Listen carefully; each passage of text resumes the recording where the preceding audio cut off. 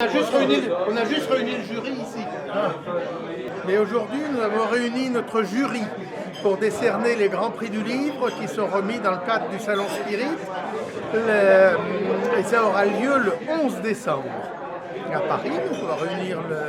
On va réunir les écrivains, les auteurs de livres pour remettre ce grand prix du livre. Et nous avons fait la réunion donc au Mesturet, chez Alain Fontaine, que peut-être on va voir passer tout à l'heure. Et on a dégusté un bœuf bourguignon. Nous avons des membres des bibliothèques gourmandes, une association de passionnés de beaux livres qui traitent de gastronomie et de littérature, bien sûr, et l'Académie culinaire de France, qui sont donc un club de restaurateurs. Une académie donc de grands chefs et qui décernent aussi leur prix. Avec le prix Spirit, donc les gens qui participent au Salon Spirit. Et on décerne des prix sur les spiritueux, la gastronomie, le vin, les beaux livres, etc. Voilà.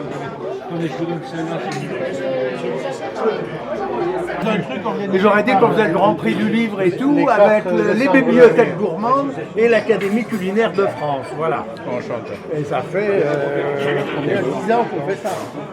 Astrid, tu fais partie depuis le début, moi. Eh bien oui, 2007. Le premier c'était en 2007, mais c'était le Grand Prix de Rome. Je me souviens d'une grande déconnade avec Jean-Pierre. Grand Prix de Rome, chez Sudas, oui. à côté de Dijon.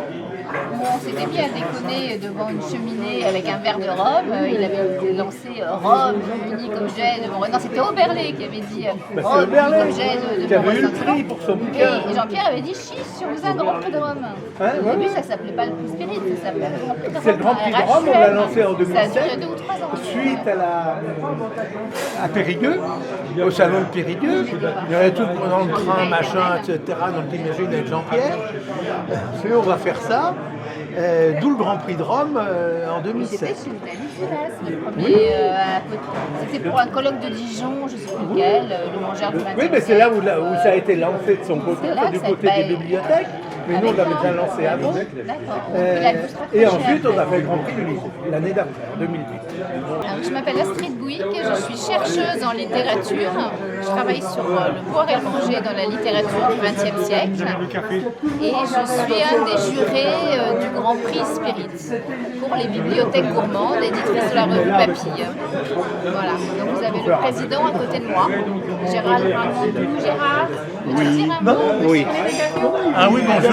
Mais écoutez, vous savez, nous sommes une association qui défend la culture gastronomique et en particulier l'écrit, vous voyez. Alors on fait une jolie revue qui s'appelle Papille et on décerne tous les ans avec M. Éric Godet un prix, c'est-à-dire un écrit significatif, intelligent. Enfin, on essaie de trouver un prix intelligent. Voilà. Bonjour, je représente l'Académie culinaire de France qui participe au Grand Prix Spirit qui est distribué chaque année aux meilleurs livres qui représentent le cognac, les alcools, les digestifs, tous ces produits de qualité que l'on consomme à la fin du repas et pour certains avant le repas et même pour d'autres pendant le repas puisqu'il y a beaucoup de plats cuisinés qui s'associent avec le cognac, avec les gins, avec le whisky et autres comme ça. Donc j'adore participer à ce Grand Prix qui pour moi est un prix qui est très honorifique pour le livre qui reçoit cette distinction. Je suis membre du jury justement pour aller honorer tous les livres qui sont édités dans l'année et qui sont des livres de référence qu'il faut avoir dans sa bibliothèque et qui parlent bien des alcools et de tous les spiritueux. Je m'appelle Olivier de Clarence, j'ai une double formation d'ingénieur en agriculture et de cuisinier et je fais partie de la catégorie des gourmets et parfois aussi de celle des emmerdeurs parce que je suis aussi juge au concours général agricole et donc j'aide certaines personnes, je mets mes connaissances à la disposition de certaines personnes pour tout ce qui concerne la culture et l'alimentation.